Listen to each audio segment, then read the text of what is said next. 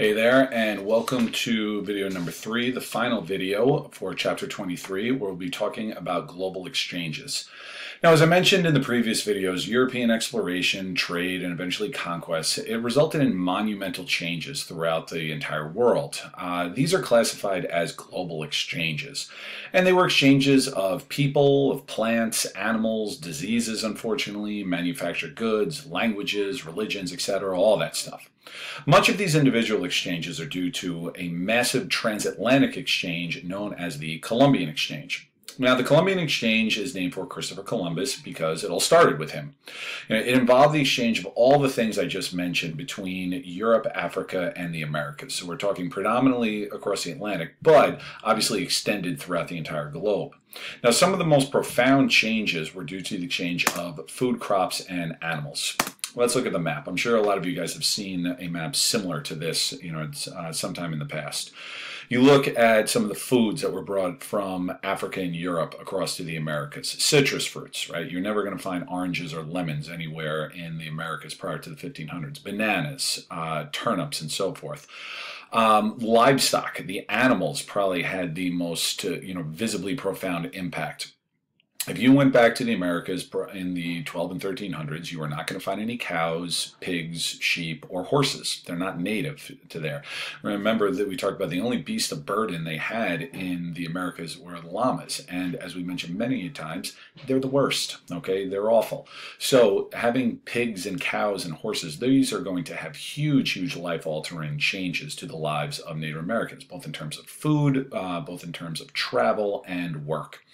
All right, now from the Americas to Europe, Africa, and Asia, you got some pretty big contributions here as well. Tobacco, pumpkins, potatoes, tomatoes. You look, some of these are foods that we associate as being very iconic for the culture of certain European cultures, such as tomatoes in Italy and potatoes in Ireland. But if you went to those countries in the 12 and 1300s, you were not going to find those. They're not native there. They were brought by ships in the 15 and 1600s, and then they were picked up or kind of forced upon them in the case of the potatoes and the Irish. But it had forever changes to the lifestyle and the culture of the people that live there. So we're talking big, big changes for millions and millions of people worldwide that really were permanent changes as well. Now, unfortunately for the Native Americans, it also resulted in all of this stuff over here, and that's disease. This was really a one-sided exchange. As diseases that the Europeans had built up immunities to, they decimated the Native American populations. We'll discuss in later chapters, but disease was by far the most potent weapon that the Spanish had in their conquest of Central and South America. Smallpox, especially influenza, typhus, measles, malaria, all of these. Right? The Native Americans had no defense against this stuff, and it killed tens of millions of them. And while this did lead to massive population loss among Native Americans, the Columbian Exchange overall resulted in a world population increase. Eurasian, talking about Europe and Asia, population levels, they increased by about 25% between 15 and 1600, and spiked even more in later centuries. It went up 50% from 17 to 1800. And this was primarily due to better diets, from the enrichment in their diets of foods due to the global exchange. For instance, Ireland, the population of Ireland increased more than it ever had in the past once the potato was introduced. So that was common that you saw throughout many regions of the world. Now, besides the population increases, the Columbian Exchange, it also resulted in population shifts because of migration.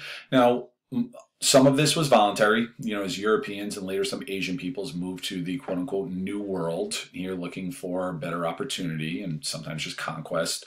And also a lot of it was involuntary from the Atlantic slave trade. You had millions and millions of people that were forced from Africa to North, Central, and South America in bondage. So not all of it was, our kind of classic example of the American dream, of immigrants coming through Ellis Island. All right, so you've got the Columbian Exchange, and also you've got global trade. Now, the exchange of practically everything that we just talked about, it's not possible without trade. And thanks to their travels all over the globe, European merchants were as prominent as Arab and Asian merchants, if not more so. It resulted in what we call a transoceanic trade network. Europeans established trading posts and companies all over the world by the mid-18th century. Manufactured goods, agriculture, even humans, as we just discussed, they were being shipped thousands of miles per profit. Let's look at, for an example, this thing called the Manila Galleon example. And look at the map. Now, Manila galleons were these big boats. The Spanish use them. They could ship a lot of people, a lot of cargo in these things. And Manila is the capital city of the Philippines. And as we mentioned in a previous video, it became a bustling multinational and multicultural trade center. Asian goods would be exchanged here in Manila for silver, that came from Mexico. They'd be shipped across the Pacific and they'd dock off in Acapulco, and they'd get the Mexican that would be mined here, and they would do the business for those, and then that silver would then be traded back across the Pacific as well. A lot of this silver actually made its way to China, where it could be traded for Chinese luxury items and also for Chinese gold. Mexican silver was so prominent that it actually became the basis for the Chinese economy for a while. And then these luxury goods could then be shipped back across the Pacific. Some of them could be used by the ruling elites here, and a lot of it was shipped back over across the Atlantic in European markets. So you see, just within these Spanish ships, you see the exchange of three very, very distinct regions with a lot of different goods. And so you've got silver mined in Mexico working its way through China. You've got Chinese goods being distributed throughout the New World and Europe. And it's just an example of kind of showing the interconnectivity due to global trade routes. Now, an unfortunate side effect of global trade expansion was the environmental impact that it had, particularly with animal depopulation. Demand for furs led to overhunting in Siberia and North America, particularly with the beaver furs in Canada and North America.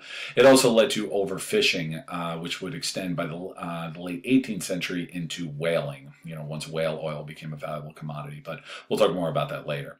Okay, so that wraps things up for this video and also for chapter 23. So hopefully you kind of got the idea about how, after Columbus's voyage and after, this era of European exploration and expansion, we're really looking at a world that is now connected, that every region, with the possible exception of the South Pacific, like Australia, is now a part of this global interconnected trade network.